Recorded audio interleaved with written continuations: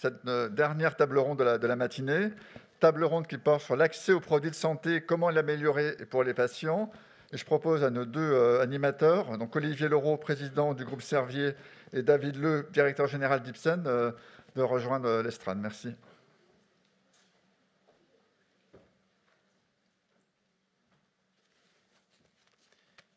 Merci Didier. Je vais appeler à cette troisième table ronde tout d'abord Delphine Ouzelot du cabinet Prioritis, et puis Madame Catherine Deroche, Magali Léo et Monsieur Thomas Vanek.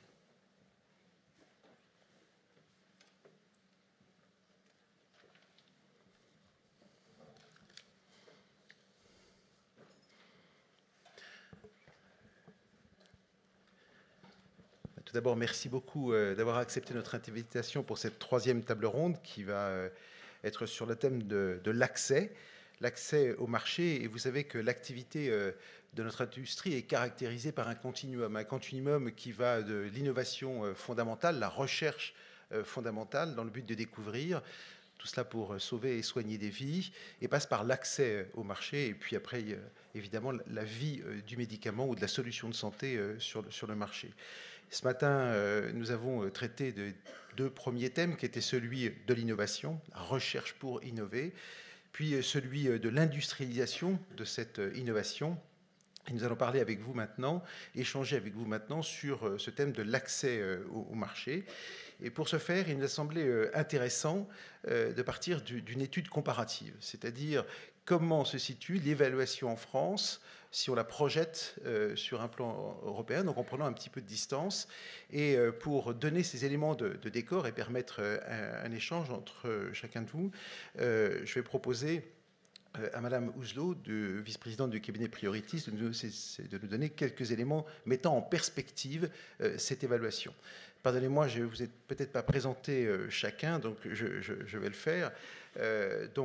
Madame Ouzelot du cabinet Prioritis, Madame Léo de l'association Redalo, vous êtes donc la responsable du plaidoyer de cette association qui réunit des patients dans le domaine rénal, dans le domaine principalement donc des maladies diabétiques qui atteignent le rein, enfin les reins. Et puis, Madame de Roche, vous êtes vice-présidente ou présidente pardon, de la commission des affaires sociales au Sénat et vous êtes sénatrice du Maine-et-Loire. Et Monsieur Vanek, vous êtes, nous vous connaissons, directeur général de la Haute Autorité de Santé. Sans plus attendre, Madame Ouzelot, je vous laisse la parole pour présenter les résultats de cette étude de mise en perspective de l'évaluation au sein de la communauté européenne. Merci.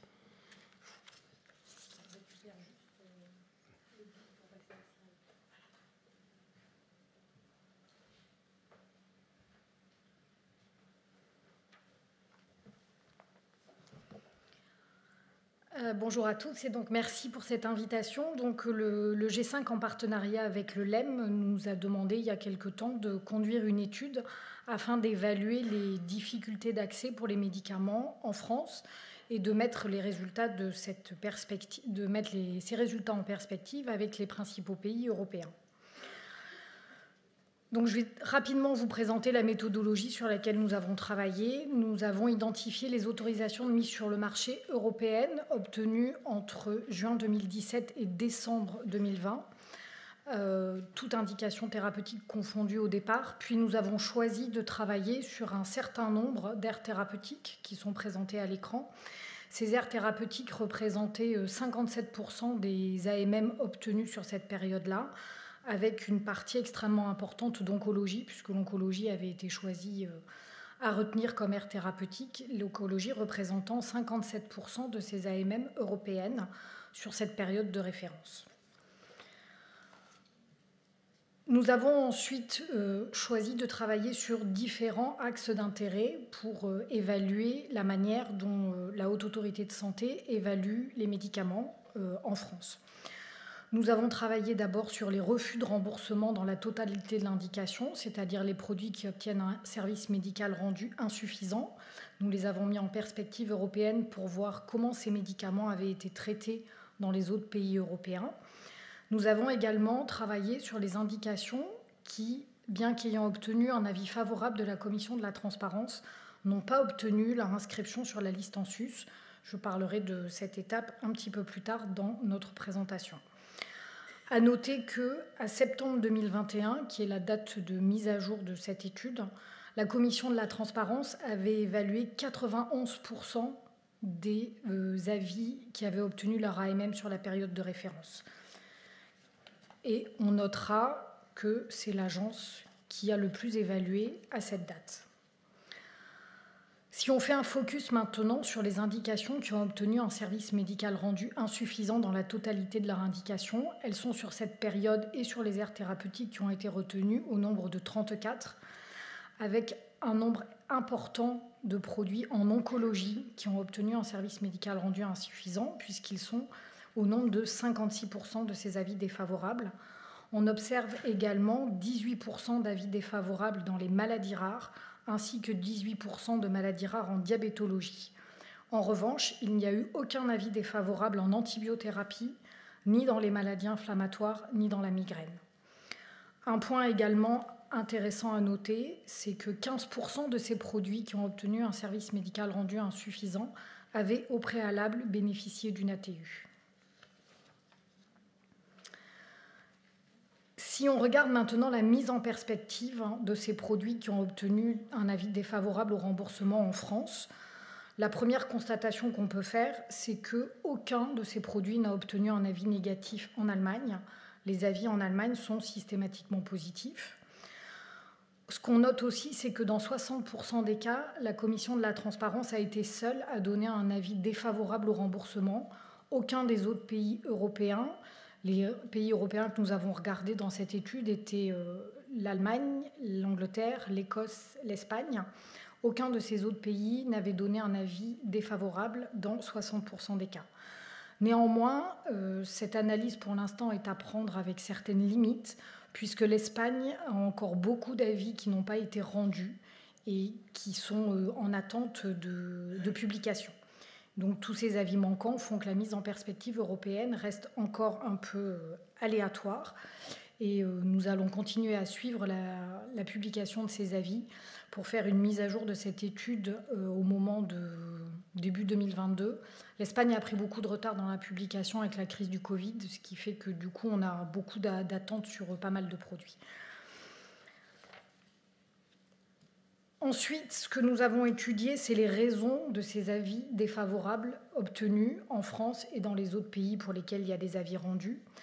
Si l'on considère donc ces motifs de décision négatifs, la France est la seule à remettre systématiquement en cause le rapport efficacité-effet indésirable. Ce rapport efficacité-effet indésirable correspond au rapport bénéfice-risque qui a précédemment été évalué par la commission d'AMM et qui avait donc été jugé favorable puisque le produit a obtenu une AMM européenne. Cette remise en cause du rapport efficacité-effet indésirable est faite dans 59% des cas en Espagne et dans un peu plus de 60% des cas en Écosse et en Angleterre. Et donc, ça n'est jamais fait en Allemagne puisque l'Allemagne ne rend pas d'avis négatif au remboursement. Ce qu'on peut noter aussi, c'est qu'en France, dans 80% des cas de ces avis négatifs, on a une remise en cause de la méthodologie de l'étude.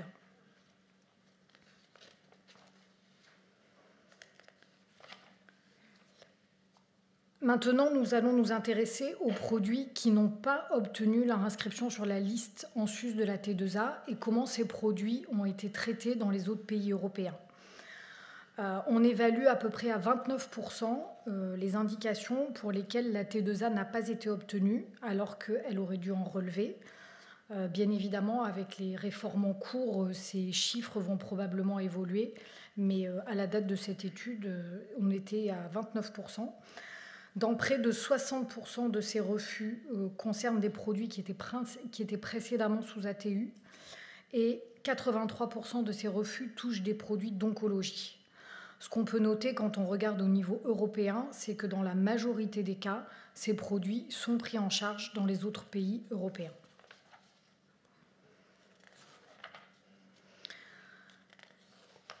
Si on fait une synthèse maintenant en fait des problématiques d'accès que l'on peut rencontrer pour les médicaments en France, on note donc qu'on a 34 indications qui n'ont pas obtenu leur remboursement sur la période considérée. On a 12 produits qui n'ont pas obtenu leur financement puisque non inscrits sur la liste Orte2A. À noter que pour ces produits non remboursés, dans 56% des cas, c'est de l'oncologie qui est concernée. Pour ces produits qui n'ont pas obtenu l'inscription sur la liste en sus, c'est 83% des produits qui sont en oncologie. On a également rajouté à ça des produits qui n'ont pas sollicité le remboursement en France, sachant que ces produits, en général, les laboratoires font le choix de ne pas aller à la demande de remboursement parce qu'ils redoutent un avis défavorable et l'impact que cela pourrait avoir à la fois dans leurs négociations et également au niveau européen. Donc si on somme tout ça, on a 30% des indications d'oncologie qui ne sont pas ou inéquitablement accessibles pour les patients en France. En conclusion, ce qu'on peut dire aujourd'hui, c'est que la France est le pays qui évalue le plus et qui évalue le plus rapidement, de très loin par rapport aux autres agences européennes, y compris par rapport à l'Allemagne. La France est très en avance sur les avis rendus. Par contre, ce qui est clair aussi, c'est qu'en valeur absolue, le nombre d'avis défavorables au remboursement, c'est en France qu'ils sont le plus importants. À noter qu'en Allemagne, aucun avis défavorable au remboursement n'est donné. Et au final, ce que l'on peut dire, c'est que 30% des indications d'oncologie sont aujourd'hui inaccessibles aux patients français. Je vous remercie.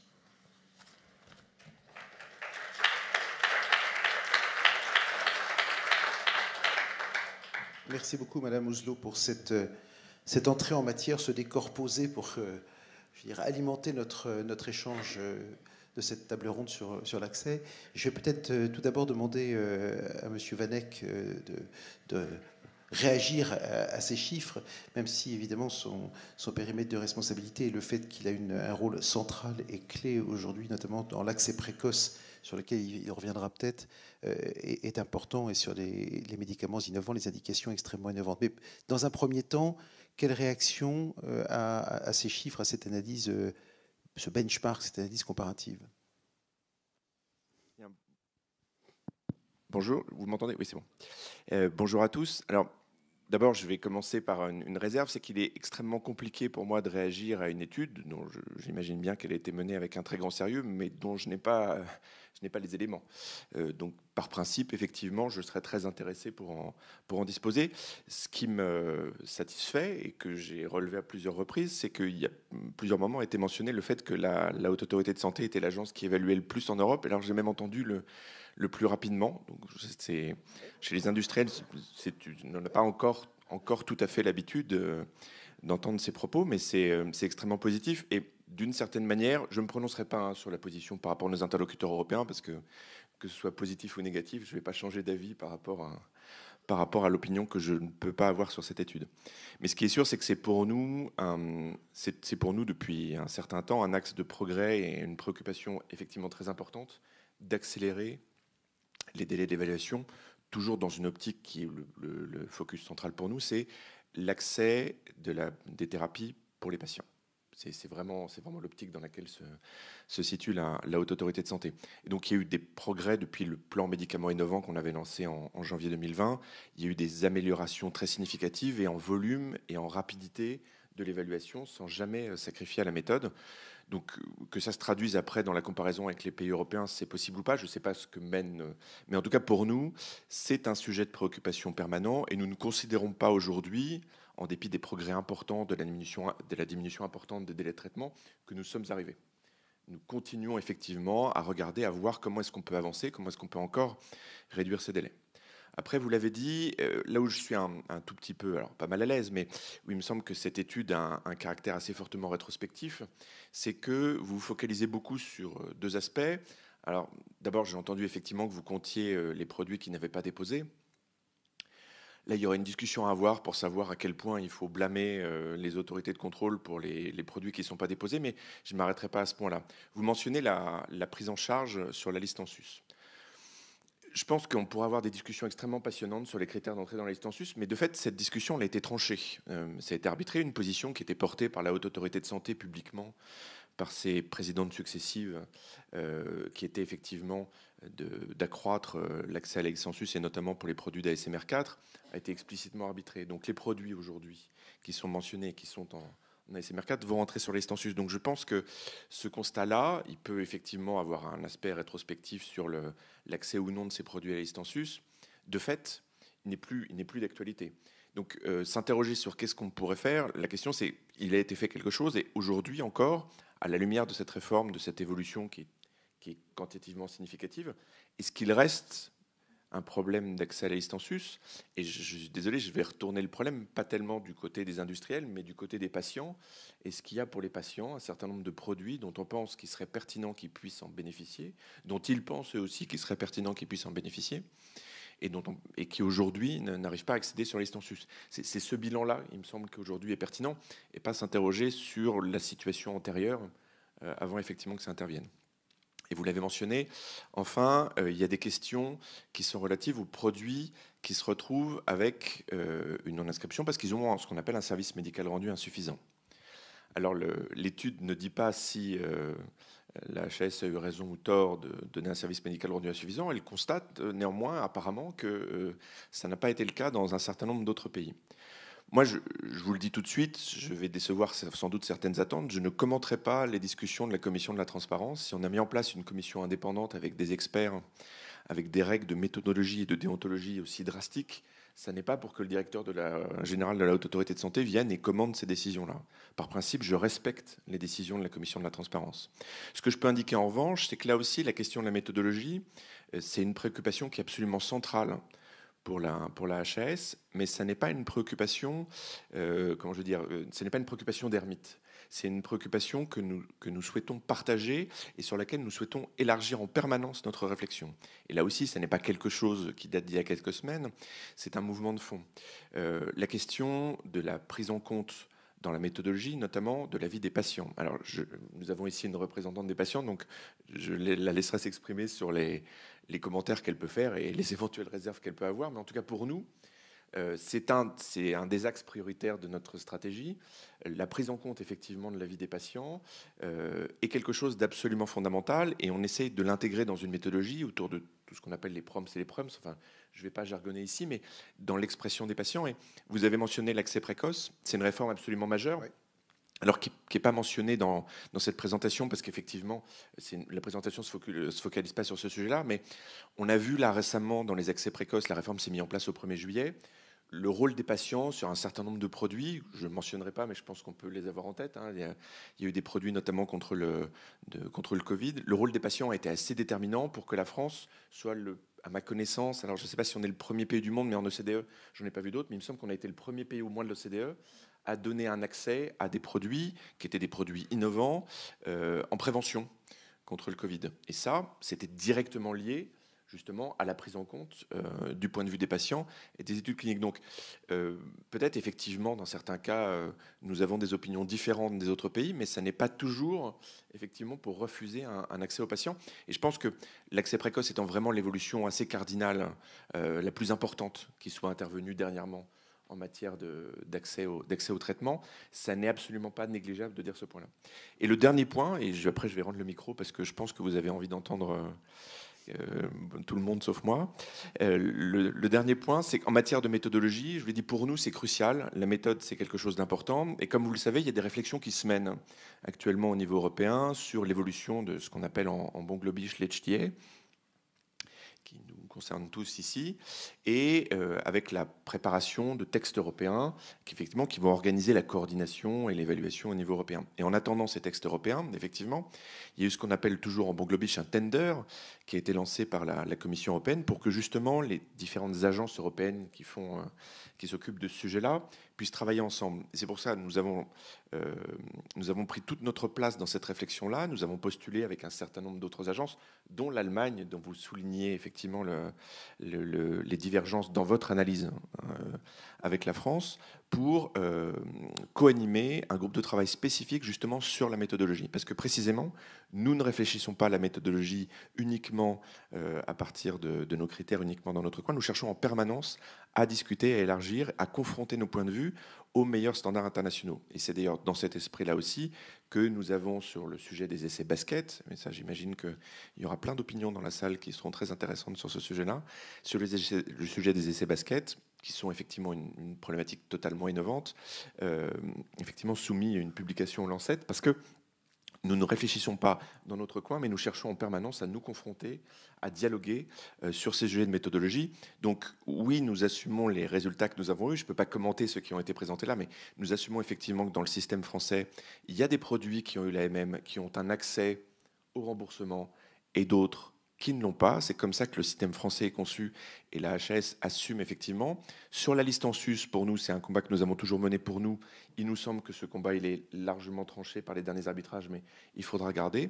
Et pour ce qui concerne la méthode qui expliquerait des divergences avec les autres pays européens, c'est un sujet sur lequel nous sommes sur la brèche, parce que c'est absolument fondamental pour nous, quand on est une autorité scientifique indépendante, d'avoir des éléments de méthode, d'avoir des éléments de prise de décision qui soient en permanence contestables, challengeables, et sur lesquels on puisse évaluer et discuter, avec, in fine, le seul objectif qui est crucial, qui est central, c'est effectivement la question de l'accès des patients aux traitements les plus appropriés et les plus innovants.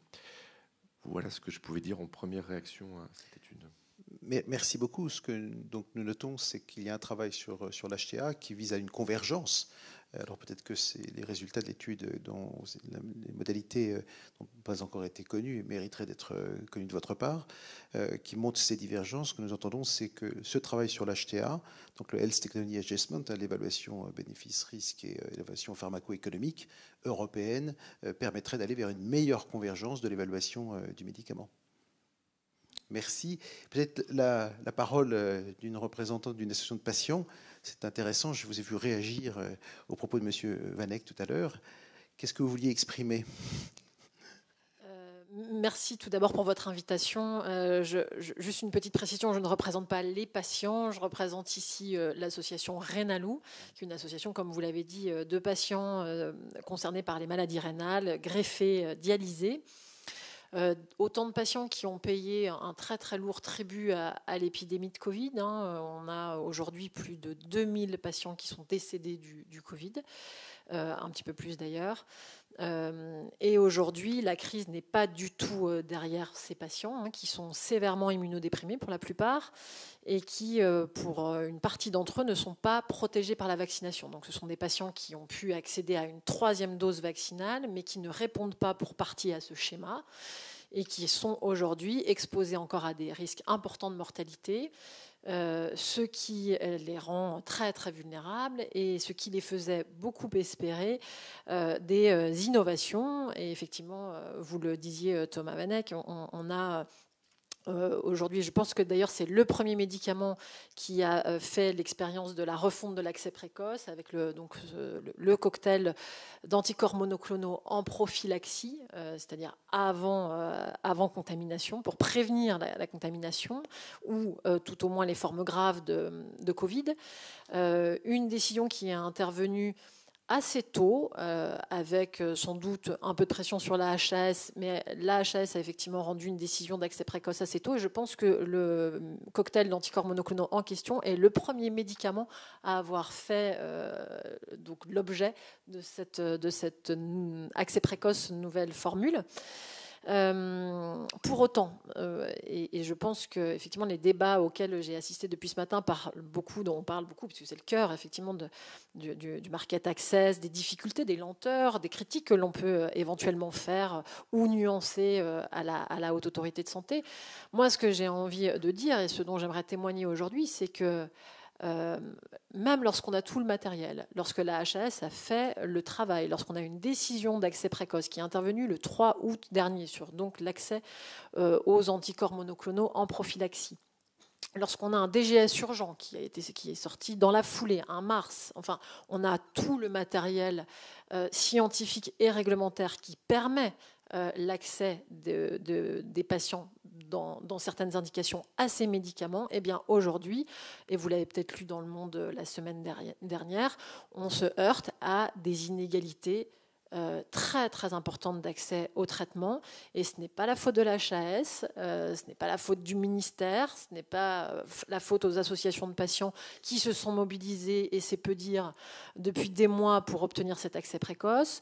Donc aujourd'hui, la question que j'ai envie de poser et à laquelle je ne m'attends pas à avoir de réponse aujourd'hui ni tout à fait demain matin, c'est comment on s'organise pour que lorsqu'il y a des décisions qui permettent l'accès précoce, alors le cas du Ronapreve en l'occurrence est illustratif, mais il est révélateur aussi d'un dysfonctionnement qui préexiste, qui est ancien, avec des médicaments qui sont autorisés, qui ne sont pas prescrits, qui ne sont pas délivrés aux patients, et donc des patients qui entrent dans les indications, qui sont privés de l'accès à ce médicament. Et là, en l'occurrence, on parle de quoi ? On parle de perte de chance, avec des patients qui ne répondent pas à la vaccination, qui sont hautement vulnérables, qui ne pourraient d'ailleurs pas être là aujourd'hui à ma place, puisque ce sont des patients qui sont aujourd'hui contraints de suivre un confinement très strict, encore aujourd'hui. Donc c'est la mort sociale pour ces patients. Donc je m'interroge en fait sur les leviers, et aujourd'hui, je vous le dis très sincèrement, je suis en charge du plaidoyer de Renalou, mais on est démunis. Autant agir auprès des autorités publiques, agir auprès de la HAS pour accélérer les processus, pour que les choses avancent, pour que les textes soient publiés, pour que les pouvoirs publics fassent le travail. Nous savons faire, nous savons faire valoir le témoignage et la vie réelle des patients pour faire avancer les choses. Et c'est vrai que depuis la crise, on a pu observer des fulgurances aussi dans l'administration française et dans les agences sanitaires. Et là, aujourd'hui, on se heurte à des freins qui sont beaucoup plus complexes, beaucoup plus difficiles d'ailleurs à analyser. Alors l'article du Monde, pour ceux qui l'ont lu, donne quelques éléments d'information, mais c'est selon moi assez incomplet. On arrive assez mal à comprendre pourquoi ces patients, dont quasiment la survie dépend de l'accès à ces traitements. Aujourd'hui, on se demande pourquoi l'accès est aussi inégal. Et je crois qu'on doit s'interroger, puisqu'il ne suffit pas, effectivement, il ne suffit pas d'avoir la décision qui va bien pour obtenir l'égalité d'accès. Autre chose pour réagir, Monsieur Vanek, à votre commentaire sur l'évolution aussi de la doctrine de la HAS au sujet de la prise en compte de l'expérience des patients dans l'évaluation des produits de santé. C'est effectivement un sujet qui est central pour de nombreuses associations de patients, pour Renalou en particulier. D'ailleurs, nous avons organisé la semaine dernière, Renalou, un séminaire sur la prise en compte de l'expérience des patients dans l'évaluation des produits de santé, que ce soit d'ailleurs pour les produits innovants comme pour la réévaluation de produits plus anciens. On a fait une enquête qui a porté sur la vie avec les médicaments anti-rejet, donc qui était adressée à des patients transplantés. Une enquête à laquelle plus de 850 personnes greffées ont participé, donc ça montre aussi qu'il y a de l'intérêt des patients pour ce type d'enquête en vie réelle, à plus forte raison lorsqu'elles sont conduites par des associations qui sont sans doute pour ces patients des tiers de confiance de qualité. Et donc à partir de ces résultats-là, on souhaite effectivement démontrer d'une part la capacité à agir de nos associations de patients, puisque c'était une action que nous avions portée avec d'autres associations de patients greffés, notre capacité à agir, à produire des datas pertinentes et réutilisables par les autorités, et puis effectivement essayer d'influencer la doctrine de la HAS, même si effectivement la voie est engagée, et c'est vrai que la refonte de l'accès précoce, elle ouvre cela, et elle le permet. Elle permet aussi de renforcer un dispositif d'appel à contribution qui existait auparavant. En effet, la perspective patient, elle est cruciale, et je le dis pour ce qui concerne l'accès aux anticorps monoclonaux à visée prophylactique. Je pense, en effet, vous avez raison, que la contribution de Renalou en particulier a été assez déterminante. Donc, il y a effectivement un intérêt à tenir compte du point de vue des patients, et le point de vue des patients, il sera d'autant mieux défendu qu'on sera en capacité de produire des données. Et donc je pense que l'enjeu de demain sur l'évaluation et la réévaluation des produits de santé, ça va être sur la capacité justement à collecter ces données, à produire des données de qualité qui seront pas seulement produites par les laboratoires, mais aussi par des associations de patients en qui nous espérons que les autorités feront de plus en plus confiance. Bon, donc passons peut-être à vous, Madame la sénatrice. Vous avez vu les résultats de l'étude. Quelle réaction ? On comprend bien que peut-être vous n'avez pas eu toute la publication de l'étude, mais je pense qu'il y a quand même des résultats qui sont assez frappants. Oui, bonjour à toutes et à tous et merci pour cette invitation. Non, j'avais un peu regardé, on avait eu un document nous donnant un peu le résultat de l'étude. Ça correspond à ce que nous, on avait constaté, puisqu'on avait fait en 2018 au sein de la Commission un rapport sur l'accès précoce aux médicaments que j'avais co-rapporté avec 2 collègues. On l'avait fait juste avant le CSIS de 2018. Et ensuite, 1 an après, on avait refait une évaluation pour voir ce qui, dans le CSIS de 2018, était mis en application. Et là, puisqu'il y avait un nouveau CSIS cette année, on a refait également au sein de la Commission des affaires sociales une étude toujours sur l'accès à l'innovation, qu'on a plus axé quand même un peu sur l'écosystème à la fois français et européen de l'innovation. Alors, j'entends aussi les remarques qu'a fait Thomas Vanek. En effet, il y a depuis l'étude des évolutions qui ont été faites, notamment sur la liste en sus. C'était quelque chose que l'on avait remarqué en voyant le décalage entre l'ASMR donné par la Haute Autorité de Santé, qui générait l'inscription et qui, de fait, mettait parfois des hôpitaux en difficulté et puis surtout avait une inéquité d'accès sur le territoire à l'innovation selon l'endroit où vous habitiez. Cette réforme de l'évaluation, nous la demandions, nous l'avions demandé régulièrement et bon, les choses là encore bougent et on le voit et ce que la Haute Autorité de Santé fait est important. On a vu aussi que les choses ont bougé dans quelque chose qui n'est pas forcément traité dans l'étude, mais qui était aussi les essais cliniques. Et on a vu que la NSM avait beaucoup bougé. C'était un des points difficiles. Il reste encore des points avec les comités de protection des personnes qui nécessitent vraiment d'être réévalués. Je crois qu'il y a quelque chose dans le PLFSS sur ces sujets-là. Mais les choses ont bougé. Et la crise sanitaire, qui plus est, a montré que quand on voulait, on pouvait. Donc on va espérer que ça continue et que tout ce qui a pu être fait pendant cette crise puisse perdurer. Ça nécessite peut-être des moyens supplémentaires au niveau des agences, mais il y a des choses qui sont tout à fait possibles. C'est vrai que souvent, quand on comparait, et on l'avait fait dans le rapport, mais on le voit aussi un peu dans l'étude, c'était à partir du moment où l'AMM était donné au niveau européen, cette discordance et ce délai entre le moment où le médicament pouvait être remboursé. Alors, c'était un peu tempéré par les autorisations temporaires d'utilisation, mais néanmoins, il y avait un délai très long. Et nous, on préconisait plutôt un remboursement conditionné qui permettait en effet d'étudier les données en vie réelle, qui permettait éventuellement de réévaluer, mais d'évacuer ce temps de latence très long entre l'AMM et données, et ce qui est très pénalisant pour les patients qui se disent mais d'autres pays, on peut avoir accès aux médicaments et nous, on ne peut pas. C'est terriblement angoissant pour les patients de ne pas pouvoir bénéficier, même si je partage l'idée que tout ce qui est présenté comme innovation ne se révèle pas innovant au final, mais ça nécessite justement quelque chose de beaucoup plus souple, de beaucoup plus travaillé avec les industriels du médicament, mais pas ce délai très long où il ne se passe rien hormis les négociations de prix. Donc ça va plutôt dans le bon sens. À chaque PLFSS, on essaie, et le prochain arrive prochainement, c'est notre commission qui s'y colle, si je puis dire. À chaque PLFSS, on essaie de voir en effet ce qui progresse. Alors ça progresse, parfois doucement. On avait eu il y a 2 ans un article qui faisait l'extension d'indication des ATU, qui était un article de 13 pages quasi incompréhensible. Excusez-moi de le dire, mais je l'avais dit au ministre, donc je peux le dire ici, qui avait mis d'ailleurs 1 an à voir son décret d'application. Là, l'an passé, il y a eu les modifications d'accès précoce, qu'on avait plutôt soutenu avec quelques ajustements. On va voir ce qui arrive maintenant par rapport en effet aux progrès qui peuvent être faits par rapport à l'innovation et aux annonces qui ont été données dans le CSIS, notamment dans tout ce qui est recherche. On verra ça plus dans le budget général, mais il y a un progrès à faire. Il y a un point qui reste encore difficile et qui ne bouge pas beaucoup, j'espère que ça va bouger un peu, c'est celui des tests compagnons. Parce que qui dit traitement dit quand même test compagnon pour voir si le traitement est bien adapté.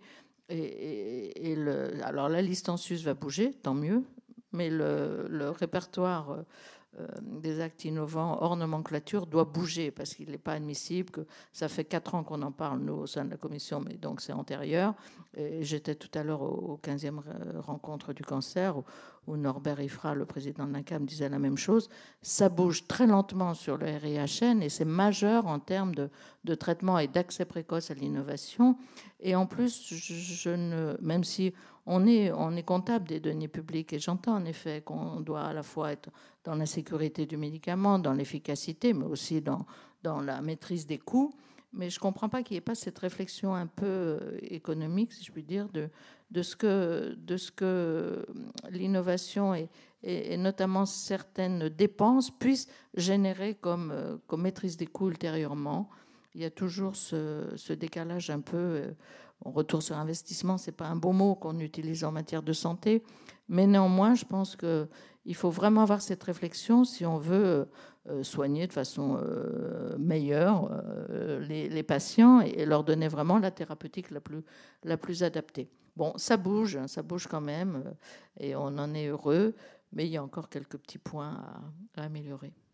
Quelques petits points. Non, je suis gentille, parce qu'il y a M. Vanek à côté de moi. Non, mais peut-être on va rebondir exactement sur ce point. Mais ça bouge néanmoins, et il faut s'en féliciter. Parce que, M. Vanek, vous avez ouvert un petit peu la porte en disant que vous êtes en train de revoir les méthodologies, par exemple, inclure plus la voix des patients ou des associations de patients, aussi, par exemple, les basket trials ou les méthodologies européenne.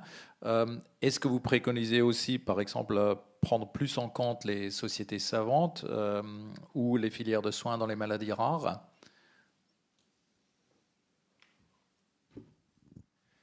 Alors, je ne vais pas rentrer une fois de plus sur les travaux de méthodologie. Les choses sont ouvertes. Je ne vais pas rentrer dans le détail de ce qu'on fait. On travaille beaucoup avec les sociétés savantes à la Haute Autorité de Santé.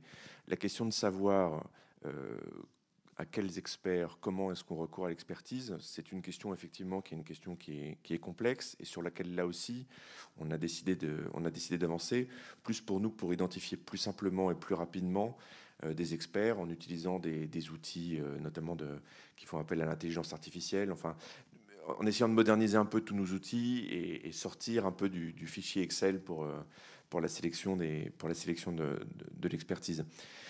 Ce qu'il faut voir de toute façon, c'est que il y a des attentes. Alors, vous avez mentionné effectivement le sujet du RIHN. C'est effectivement un sujet là aussi qui est un sujet qui est extrêmement important. Moi, je suis étonné que vous n'ayez pas encore parlé du sujet des données en vie réelle. D'habitude, en général, si vous voulez en parler après. On était curieux si que vous le soulevez. Non, mais parce que le sujet des données en vie réelle, la HAS, c'est évidemment pour nous un sujet qui est absolument crucial parce que de toute façon, elles vont prendre ces données dites observationnelles un impact de plus en plus grand. Et c'est là, en fait, que la réforme... Alors, vous me permettrez, Madame la Présidente, de ne pas partager votre avis sur la réforme de l'accès précoce. Moi, je pense que c'est une réforme absolument majeure, en fait, et qui transforme beaucoup de choses. Mais c'est vrai que c'est le temps qui nous permettra de confirmer ou d'infirmer si c'était juste une évolution parmi d'autres ou une vraie réforme. L'intérêt de cette réforme, c'est que, en plaçant les discussions avec les industriels très en amont, idéalement même, le principe, c'est avant que l'AMM soit attribuée. Elle permet, lors de discussions qui sont extrêmement techniques autour du PUTRD, enfin je ne vais pas revenir sur le détail, d'avoir un dialogue qui est vraiment longitudinal tout au long du cycle de vie du produit de santé. Et la représentante de Renalou parlait effectivement des datas. Les données tout au long du cycle de vie du produit de santé, elles vont être absolument fondamentales. Et c'est cette culture-là, c'est cette transformation-là qu'on essaye de mettre en place. C'est-à-dire que dès les premières données qui sont... parce qu'avant l'AMM, et même au moment de l'AMM pour les produits d'oncologie dont vous parliez, on n'est pas toujours sur des essais de phase 3 qui sont complètement bouclés. Disons que c'est pas systématiquement comme ça. Donc il y a des données qui sont encore imparfaites, qui donnent des indices, qui donnent des éléments, mais il va en falloir d'autres. Il va y avoir d'autres études, il va y avoir des données observationnelles, et arriver à organiser justement le dialogue avec l'instance d'évaluation pour savoir de quoi on a besoin, qu'est-ce qu'il faudra regarder au regard des éléments d'incertitude qui restent tout au long du cycle de vie, c'est important. Et pour ça, avoir un échange dès l'accès précoce avec la Haute Autorité de Santé, c'est vraiment ça. Moi, dans les échanges que j'ai pu avoir avec les industriels, on nous a toujours dit ce qu'il nous faut, c'est de la visibilité, de la prévisibilité, de l'anticipation. Ça, cette réforme-là, elle permet ça justement. Elle permet de se dire tout de suite, au lieu d'avoir un malentendu et au moment de l'examen du SMR, Roumain et ses mérites, parce que vous n'avez pas du tout mesuré les choses qui sont importantes, effectivement, pour l'institution qui est chargée de dire s'il faut un remboursement ou pas. On a eu un dialogue en amont, on a pu se dire ça, il faudra regarder ça. Et accompagné avec une autre réforme qui a fait assez peu de bruit, mais qui, je pense aussi, peut être assez déterminante, qui est celle du service médical rendu conditionnel. Parce que vous savez aujourd'hui que dans la doctrine de la CT, il y a la possibilité de rendre un service médical rendu qui est conditionnel, c'est-à-dire qu'on le donne, mais on sait qu'aujourd'hui, il n'y a pas encore les informations qui permettraient normalement de donner un service médical rendu suffisant. Et du coup, il faut, dans un délai qui est fixé, après échange avec l'industriel, il faut qu'on ait des éléments complémentaires, des confirmations d'un indice d'efficacité du produit dans un délai donné. Et ça, tous ces éléments-là, ça permet justement un dialogue dans la durée et ça évite les malentendus et tout ce que vous soulignez tout à l'heure, c'est-à-dire effectivement des industriels qui arrivent avec des données qui, pour lui, sont tout à fait satisfaisantes et l'opinion des experts qui sont en face peut être un peu divergente sur ce qui a été mesuré ou comment ça a été fait. Donc, tout ça, tout ce qui permet dans la durée d'impliquer, on a parlé effectivement des patients, mais du point de vue des patients, de l'impact sur la qualité de vie. Vous avez mentionné aussi l'impact des produits, la question de l'impact organisationnel de ces produits, qui est un sujet qui a toujours été à l'agenda, mais sur lequel des avancées, là aussi méthodologiques significatives, sont en cours d'achèvement. Tous ces sujets-là, c'est des sujets qui nous permettent d'avancer et d'une certaine manière d'améliorer la qualité de l'échange, parce que, in fine, ça dépend toujours d'un échange entre un industriel qui arrive avec un produit et un dossier, et de l'autre côté, une instance qui est chargée, pas toute seule, mais en sollicitant diverses expertises, de se prononcer sur ce dossier. Donc je pense, Madame la Présidente, mais on aura la confirmation, que ces évolutions sont assez significatives. Maintenant, effectivement, on sait devant nous qu'on a, sur les dispositifs médicaux et sur les tests compagnons, sur tous les sujets au-delà de ça, d'un certain nombre de dispositifs innovants, on peut aller. Il faut qu'on aille encore plus loin, il faut qu'on avance. Il y a eu des avancées. Si je reste sur le sujet des dispositifs médicaux, parce que là on parle beaucoup de l'accès précoce, le forfait innovation, c'est un exemple qui est très intéressant. C'est un dispositif qui, dès le départ, était conçu magnifiquement et qui, dès le départ, a rencontré un bid tout aussi magnifique. Ça n'a pas marché du tout. Donc les gens qui ont conçu le dispositif étaient très surpris. La HAS attendait le pied sur le pont pour savoir qu'est-ce qui se passait. Et après échange, discussion, il y a eu un certain nombre de paramètres, il y a eu un certain nombre d'évolutions qui ont été portées, qui vis-à-vis du grand public, vous serez absolument incompréhensible. Sauf que ces évolutions ont été déterminantes et que maintenant ça marche. Ça marche vite et ça marche fort. Il y a beaucoup de dossiers de forfait innovation qui arrivent et c'est enfin quelque chose qui se met en place. Et je pense que c'est ça la logique des nouveaux dispositifs. C'est-à-dire que non seulement il faut des bonnes idées, il faut des choses qui permettent d'avancer, mais il faut trouver les raisons pour lesquelles ça va marcher et pour lesquelles on va avancer. Et je peux vous dire qu'une chose, c'est qu'on n'a pas effectivement de compétences sur le sujet qu'évoquait tout à l'heure Magali Léo, sur le fait que quand on a pris une décision, quand toutes les planètes sont alignées, eh ben, les patients, dans un certain nombre de cas, n'ont quand même pas accès au traitement. Mais ça, c'est pour nous un sujet absolument majeur, parce qu'effectivement, sinon, tout cela n'aura été en vain si, in fine, les patients n'ont pas pu bénéficier du traitement qui a suscité autant d'approbation. Voilà. Cette évolution vers une démarche plus précoce dans la relation entre l'industriel et vous-même, pour mieux anticiper les choses, avoir plus de data, quelque chose qui est une très très bonne évolution qu'on peut apprécier. Comment vous voyez l'articulation de cette évolution avec l'agence du médicament? Parce qu'il faut que la démarche soit en amont, en parallèle. On la voit très bien. Et bon, c'est une très bonne nouvelle. On la voit très bien. On travaille énormément avec l'ANSM. L'accès précoce, et j'aurais peut-être dû commencer par là, ne pouvait fonctionner que si on était en parfaite intelligence et en parfait fonctionnement avec l'ANSM. Alors ce sera à vous de nous dire aussi, mais le principe de cette réforme, c'est déjà qu'on la faisait, dès lors qu'il y a deux agences qui sont impliquées, on la faisait avec un guichet unique. Donc on a mis en place ce guichet unique, il y a un seul endroit où les industriels déposent le dossier. Et puis il y a un seul avis qui est rendu, qui intègre l'avis de l'ANSM. Ça, on s'y est tenu pour l'instant. Et on a un délai dans lequel on est encapsulé. Alors l'ANSM, ils ont la possibilité de le dépasser, mais pas nous. Au bout de 90 jours, le silence de la Haute Autorité de Santé vaut accord.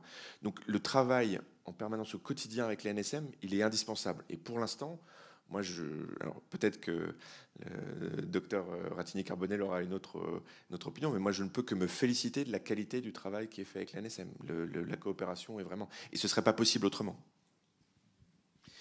Bon, ça nous donne du courage et ça nous laisse de l'espoir. Donc, on va regarder de très près qu'est-ce qui va se mettre en place en détail. Je pense qu'on ne peut pas échapper aux commentaires que le président de la République avait annoncé qu'il va avoir un système à l'allemande.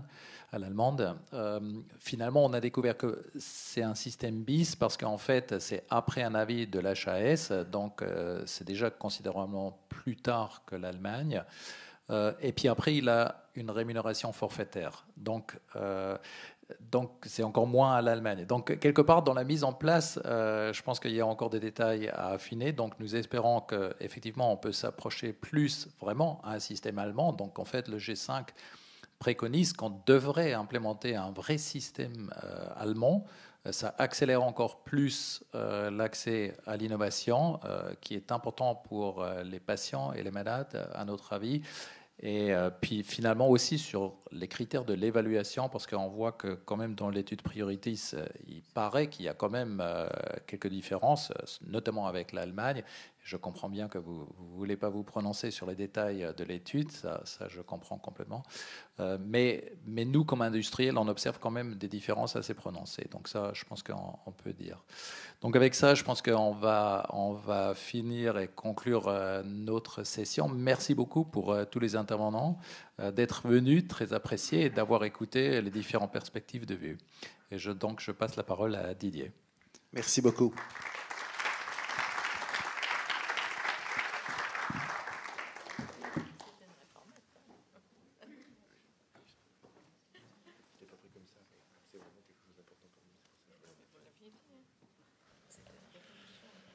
On va projeter une vidéo si vous voulez regarder. Pour la conclusion des 10e rencontres du G5 Santé, nous devions avoir avec nous le ministre des Solidarités et de la Santé, M. Olivier Véran. Le ministre s'excuse parce qu'il a été retenu. Au moment même où nous parlons, il est avec le président de la République.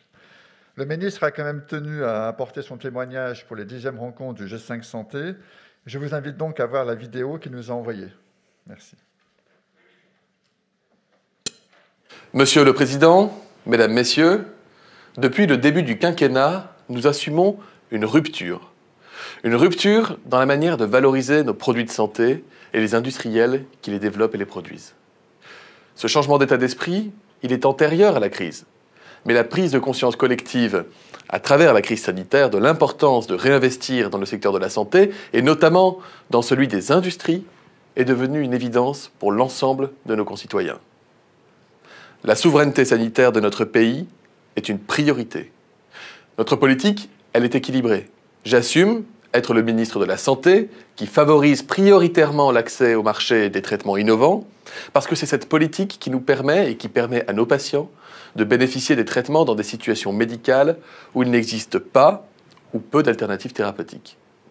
Par ailleurs, et c'est une autre conviction, notre système doit se penser dans des enveloppes budgétaires définies, même si un effort très important a été fait cette année, j'y reviendrai. Parler de soutenabilité financière, ce n'est pas un gros mot, c'est une réalité, c'est la condition même de notre crédibilité. Nous devons rendre notre dépense efficiente et avoir une vraie réflexion sur la valorisation des produits de santé. Les baisses de prix sont nécessaires au cours du cycle de vie du médicament. La pénétration des génériques et des biosimilaires, dès les pertes de brevets, doivent être des priorités partagées entre l'ensemble des acteurs. Ces objectifs ne sont pas contradictoires, mais sont nécessaires pour avoir une politique de santé pérenne et soutenable pour notre système. Nous souhaitons que vos entreprises développent des traitements innovants et qu'ils viennent les produire en France. L'année prochaine, les économies resteront importantes sur les produits de santé, mais avec la croissance naturelle des dépenses et les mesures nouvelles annoncées dans le cadre du CSIS, la dépense remboursée des produits de santé l'année prochaine augmentera d'1 milliard d'euros supplémentaires. C'est une croissance qui est inédite, elle est assumée, et elle permettra une croissance de vos chiffres d'affaires plus importante que les années précédentes. La présentation du PLFSS 2022, vendredi dernier, c'est la traduction parfaite de nos engagements. Nous mettons en œuvre l'ensemble des mesures annoncées par le président de la République lors du dernier CSIS. Je ne vais pas vous détailler ici toutes les mesures que nous portons et le débat parlementaire permettra de préciser toutes nos intentions. Mais je souhaite insister sur 2 d'entre elles, parce qu'elles sont directement en faveur de vos entreprises, celles qui investissent et produisent en France. Le critère industriel sera ajouté parmi les critères de fixation des prix dans la loi, permettant sa prise en compte, étant entendu que la valeur thérapeutique doit évidemment rester la porte d'entrée de nos réflexions pour récompenser les innovations. Les crédits CSIS octroyés par le CEPS pour récompenser les investissements industriels seront quant à eux augmentés pour arriver à 200 millions d'euros dès l'année prochaine et augmenter de 50 millions d'euros les années suivantes. Au-delà de toutes les mesures portées dans le PLFSS, nous avançons sur tous les autres chantiers et mon ministère est totalement mobilisé. Concernant nos achats hospitaliers, nous allons ajuster notre doctrine en faveur des PME innovantes et en donnant plus de prévisibilité à vos entreprises.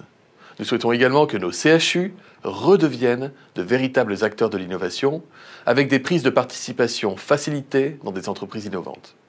Je suis convaincu que nous allons démontrer collectivement que notre politique porte ses fruits en termes de santé publique, mais aussi de réussite économique. Cette politique, elle doit se traduire par un accès plus rapide au traitement dès les essais cliniques, mais également elle doit générer des investissements financiers et permettre de créer des emplois sur notre territoire. Je sais que vos entreprises sont très engagées dans la production en France et je souhaite sincèrement vous en remercier. Nous voulons vous aider à continuer d'investir dans vos outils productifs, mais aussi à développer des traitements innovants. Il n'existe pas de modèle économique basé uniquement sur les produits matures, voire génériqués. Nous continuerons nos efforts, nos échanges nombreux et constructifs avec votre secteur. Je sais que je peux compter sur vous, vous pourrez compter sur moi. Merci et à bientôt.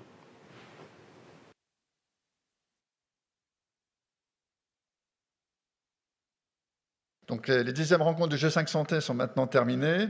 Elles ont contribué à une meilleure connaissance des différents acteurs du système de santé, à l'émergence, j'espère, des voies d'amélioration efficaces de l'indépendance sanitaire de la France et de l'Europe.